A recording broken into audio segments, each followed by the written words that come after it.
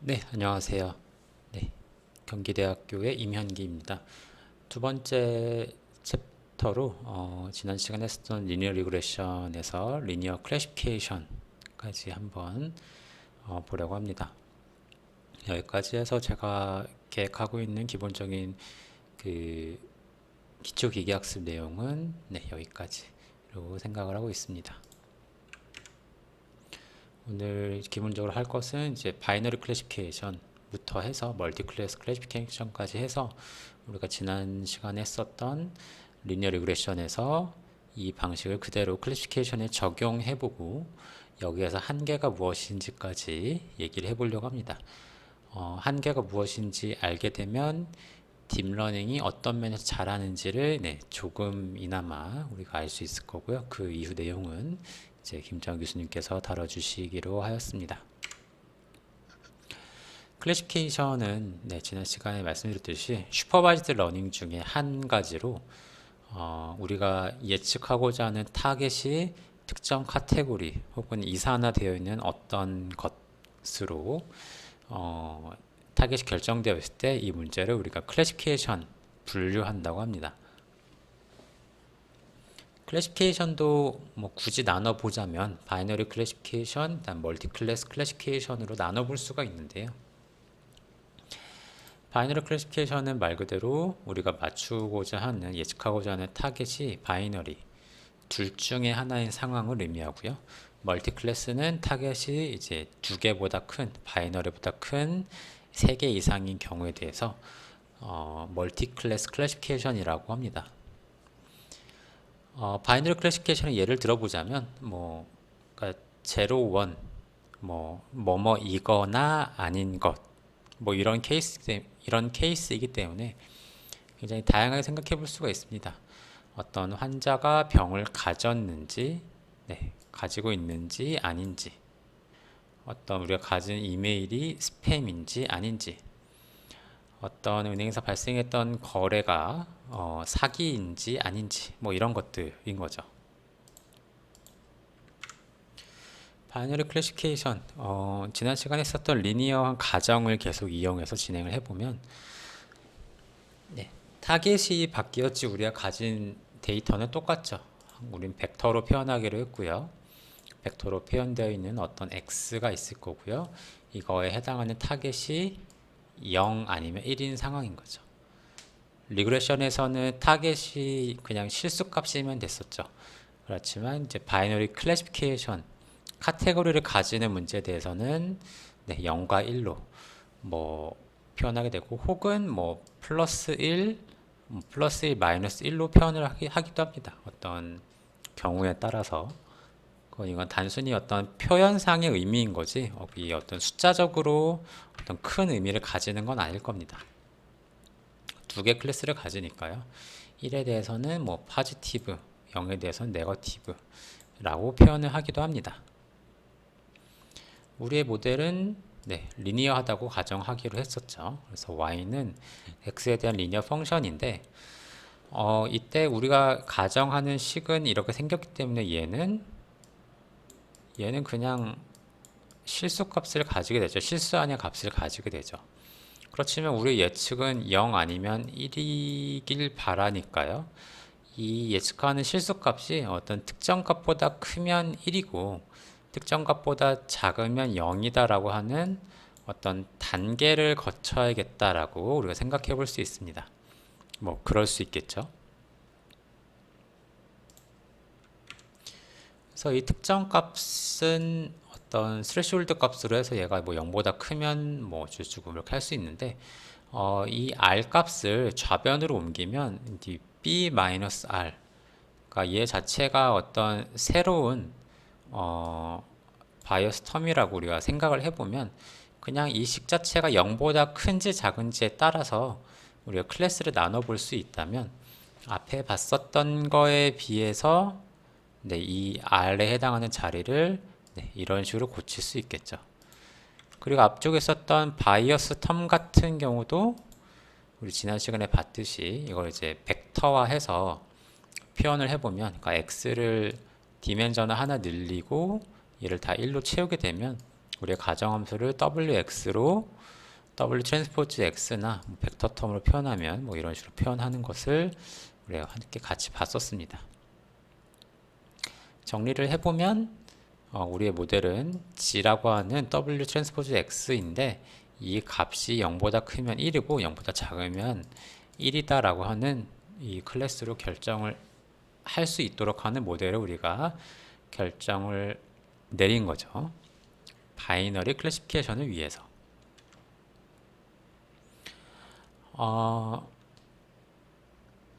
이 문제를 풀기 위해서 원래는 이제 학습 데이터가 있고 이거를 예측하는 새로운 데이터, 테스트 데이터가 있고 이랬는데 그리고 이제 오버핏되고 뭐 이런 얘기를 했었는데 지금 여기 예제에서는 그런 것들을 고려하지 말고 가장 단순하게 데이터가 있고 이걸 예측할 수 있는 모델을 생각하는 것으로 한번 해보겠습니다. 그러니까 새로운 테스트에 대해서는 우리가 일단 고려해보지 말자라고 가정을 해보겠습니다. 우리의 데이터는 이렇게 되어 있다라고 가정을 해봅시다. 보통 이제 not gate, not 연산을 해주는 데이터로 생각을 해보면 0이 들어가면 1이 나오고 1이 들어가면 0이 나오는 이제 그 논리 연산을 이제 not gate, not 연산으로 표현을 하죠. 바이어스 텀 때문에 이제 디멘전이 하나 늘어나게 되고 얘네들은 모두 1로 채워진 것을 생각해 볼 수 있습니다. 결국 두 개의 피처를 이용해서 하나의 값을 예측해 보는 걸 생각을 해보자는 거죠. 그랬을 때 x가 0인 경우에는 얘가 우리의 예측 이 g 함수가 0보다 커야지 타겟을 1로 정하겠죠. 반대로 x1이 1인 경우에 대해서는 우리의 예측하는 애가 0보다 작아야지 0으로 예측을 하겠죠. 그랬을 때 이 부등식을 한번 풀어보는 거죠. 풀어보게 되면 지금 x1 같은 경우는 0이기 때문에 얘가 의미가 없어지죠. w1의 의미가 없어지죠. 그렇죠. x1이 지금 0인 경우에 대해서는 w 값이 있어도 의미가 없게 되니까 얘만 0보다 크면 됩니다. 근데 x0가 1이기 때문에 결국 w0는 0보다 크기만 하면 항상 이 상황을 만족하게 되죠. 우리가 가진 샘플이 하나밖에 없기 때문에 w의 값을 그냥 이렇게 좀 구할 수 있겠구나 생각해 볼 수 있을 겁니다. 이 경우도 생각해보죠. 이 두 번째 샘플에 대해서도 생각해 보면 이 예측 함수는 0보다 작아야 되죠. 그래야 타겟을 0으로 결정할 테니까. 그랬을 때 얘네 둘 다 1이기 때문에 w0와 w1이 얘네 둘이 더했을 때 0보다 작으면, 그러니까 둘 다 1이기 때문에 어떤 애가 절대값이 그 음수적으로 더 크기만 하면 되니까 둘이 더했을 때 0보다 작으면 될 겁니다. 그러면 이렇게 결정되게 되고 이 두 개의 조건을 동시에 만족하는 w 값을 결정하면 되죠. 예를 들면 이런 식으로 w0가 1이고 w1이 마이너스 2가 되면 이 식도 만족시키고 이 조건도 만족하게 되죠. 그러면 이제 끝났죠. W 결정됐으니까 우리 클래시피케이션 모델이 이 데이터에 대해서 잘 할 거다라는 걸 생각해 볼 수 있습니다. 이게 유일한 솔루션은 아니죠. W 값은 이 부등식만 만족하면 이 두 개의 부등식만 뭐 연립부등식이라고 할 거예요. 연립부등식을 만족하는 W만 구하면 되니까 W는 얼마든지 다른 솔루션을 가질 수 있을 겁니다. 비슷한 방식으로 AND를 한번 보죠. AND 같은 경우에는 00이면 0이고 01이면 0이고 10이면 0이고 11이면 1인데 우리의 바이어스 텀, 바이어스를 위한 값 1111이 이렇게 들어가 있음을 알 수 있습니다.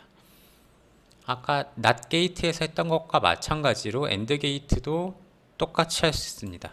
우리는 4개의 샘플, 4개의 이그젠플이 있고요. 그럼 이것들에 대한 우리의 가정함수는 이런 모양이 될 거고, 네, 그냥 1차식 형태가 될 거고, 얘네들은 이 3개 샘플에 대해서는 얘가 0보다 다 작아야겠죠. 얘만 0보다 크거나 같으면 될 겁니다. 그리고 x가 x1, x2가 0인 경우에 대해서는 얘만 고려하면 될 거고, 첫 번째 샘플은 얘도 마찬가지로 이 2개 샘플만 고려하면 될 거고, 얘는 이거 2개 샘플 고려하면 될 거고, 얘는 이거 3개 샘플을 고려하면 될 테니, 이렇게 W 3개에 대해서 부등식이 4개 나오고, 이 4개를 동시에 만족하는 W 값을 정리하면 이런 식으로 우리가 결정을 내려볼 수 있을 겁니다. 그러면 다 되는구나.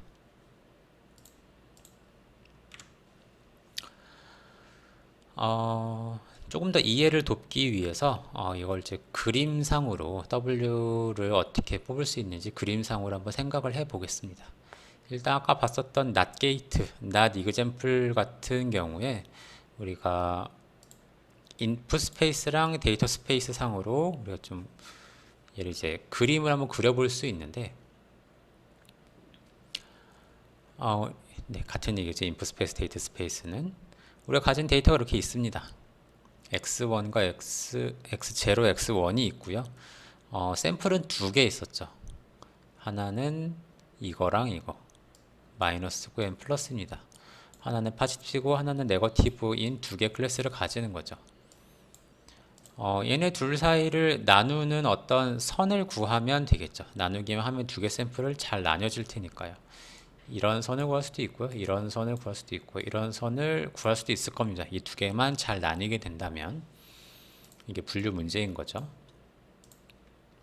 그래서 이 어떤 선에 의해서 나뉘게 되는 이 스페이스를 이제 하프 스페이스라고 했을 때, 포지티브 텀 쪽은 이 연산이 0보다 크거나 같을 때, 그다음에 마이너스 하프 스페이스 쪽에서는 이 연산이 0보다 작을 때를 만족시키면 되겠죠. 결국 얘네 둘을 가로지르는 이 선 하나를 결정하게 될 거고요. 그럼 얘가 이 W 트랜스포즈 X가 0이 되는 얘가 우리가 일종의 디시전 바운더리, 2개의 클래스를 결정해주는 어떤 경계가 될 겁니다. 우리가 가지고 있는 샘플, 그 디멘전은 2개죠. 그러니까 2개 피처를 가지고 있는 2디멘전에서는 얘가 이제 라인이 될 거고, 더 높은 차원에서는 어떤 평면이든 그 이상에서는 하이퍼플레인 같은 애가 나타날 겁니다. 만약에 우리가 가지고 있는 트레이닝 샘플들이 모두 다 완벽하게 이러한 어떤 선형식에 의해서, 그러니까 선형적으로 디시전 룰을 가질 수 있다면 우리는 얘를 이 데이터가 리니얼리 세퍼러블 하다 라고 표현을 합니다. 그러니까 어떤 라인, 어떤 선형 하이퍼플레인에 의해서 데이터가 완전히 나뉘는 경우를 의미하는 거죠. 앞에서는 인풋 스페이스를 봤고요. 여기에서는 이제 웨이트 단을 한번 고려해 보면, 웨이트 입장에서는 W0와 W1이 있을 수 있겠죠. 아까 찾았었던 그 W 2개 샘플에 대한 조건들이 이렇게 있고, 얘네들 또한 이렇게 웨이트 스페이스 상에서 부등식으로 표현해 볼 수 있습니다. W0는 0보다 커야 될 거고, W0 더하기 W1 이렇게 생긴 이 1차식은 0보다 작아야 되니까 이 2개를 동시에 만족시키는 이 지점에, 이 지점이죠. 이 지점에 어떤 W가 되더라도 만족시키는 거죠. 이 2개 클래스를 나눌 수 있는 선을 결정할 수 있을 겁니다. 그래서 얘 같은 경우도 어떤 W로 나타내는 하프 스페이스들을, 절반을 표현하는 스페이스들을 나눠 볼 수 있을 텐데, 그랬을 때 우리가 고려해야 되는 조건 2가지가 있고요. 얘네 둘을 동시에 만족하는 어떤 웨이트를 구할 수 있을 겁니다. 이런 조건들을 동시에 만족하는 어떤 지역이 있을 때, 이런 조건을 만족하는 컨스트레인츠를 만족하는 조건이 있을 때 우리는 이 부분을 이제 feasible region, feasible solution, feasible region이라고 부릅니다. 만약 이런 리전이 존재하지 않는다면 이제 피저블하지 않는 거죠. 그래서 얘가 이제 존재하지 않는, 비어 있지 않은, 그러니까 리전 자체가 공간이 존재하게 된다면 얘를 피저블하다고 표현하게 되고요. 그렇지 않으면 이제 인피저블하다라고 어떤 용어적으로 표현을 합니다. 지금 not example에 대해서 input 스페이스와 weight 스페이스로 우리가 구하고 싶은 클래시피케이션 모델의 형태를 좀 봤고요. 이번에 end example에 대해서도 한번 고려를 해보겠습니다. 마찬가지죠. 마찬가지로 데이터 스페이스와 weight 스페이스에서 우리가 고려를 해볼 수 있고, 대신에 얘들은 아까 not example에 비해서는 디멘전이 높으니까요. 디멘전이 높으니까 뭔가 좀 정리를 하나 정도의 디멘전을 좀 제거를 해야 될 것 같고요. 그래서 end example에 대해서 데이터 스페이스를 그려보면 x0는 항상 1이니까 여기에서는 이제 우리 3차원을 그리긴 좀 불편하니까 2차원에서 x1과 x2로 나누는 이 스페이스를 한번 그려보면 뭐 이런 거죠. 우리 샘플은 4개가 있었고 여기가 포지티브고 얘네 3개가 네거티브로 있어서 얘네들을 적당히 나눌 수 있는 역시나 뭔가 라인을 찾으면 되겠다. 이거를 만족하는 식들은 여러 가지가 있으나 지금 여기에서는 뭐 마이너스 1.5 더하기 x1 더하기 x2는 제로라고 하는 디시전 바운드리를 찾을 수 있겠죠.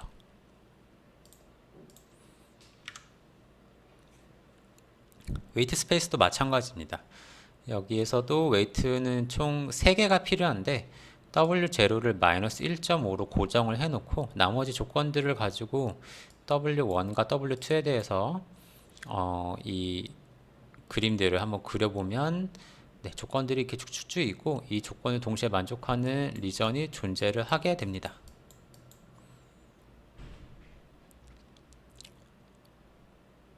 그렇죠. 그래서 이 초록색 선이 이 가장 마지막인 케이스인 거고 이 2개가 이 선과 이 선에 대해서 뭐 이렇게 해서 공통된 리전이 존재하게 되고 얘는 피저블한 리전을 가지게 되죠. 결국에 어떤 디시전 바운드를 찾을 수 있겠다라는 거 우리가 생각해 볼 수 있습니다. 정리를 해보면 우린 바이너리 리니어 클래시피케이션을 하기 위한 클래시파이어 분류해주는 이제 분류기란 걸 우리가 생각을 해봤는데 우리는 타겟이 있고요. 0과 1로 우리의 디멘션은 d 플러스 1 여기에서 x0는 1로 가지는 어떤 데이터가 있고 이거에 대해서 모델을 이렇게 결정을 했고 이 모델 값이 0보다 큰지 작은지에 따라서 1과 0으로 나눠 보겠다. 그리고 이거에 대한 W를 찾기 위해서 앞에서 봤던 적당한 방식들을 이용하면 우리가 W를 찾는 것도 분명하고 리니어리 세퍼러블 한 경우에 W를 구할 수 있겠다. 이거는 사실은 이제 리니어 프로그래밍이라고 해서 그 OR이라고 해서 오퍼레이션 리서치 분야에서 아주 흔하게 쓰이는 방식 중에 하나인 리니어 프로그래밍 이 방식을 이용하면 W를 구하는 방식들도 여러 가지가 있는데요. 아무튼 우리가 가진 데이터와 이런 가정들을 통해 W를 우리가 구해볼 수가 있고요. 하지만 분명히 리니어리 세퍼러블 하지 않을 수 있겠죠. 그런 경우에는 이제 문제 풀기가 어려울 거고 뭐 그런 경우가 근데 사실은 아주 흔하게 나타날 수는 있을 겁니다. 그럼 기본적인 바이너리 클래시피케이션에 대한 어떤 모델과 정의들을 좀 봤고요. 이어서 잠시 쉬었다가 진행하겠습니다.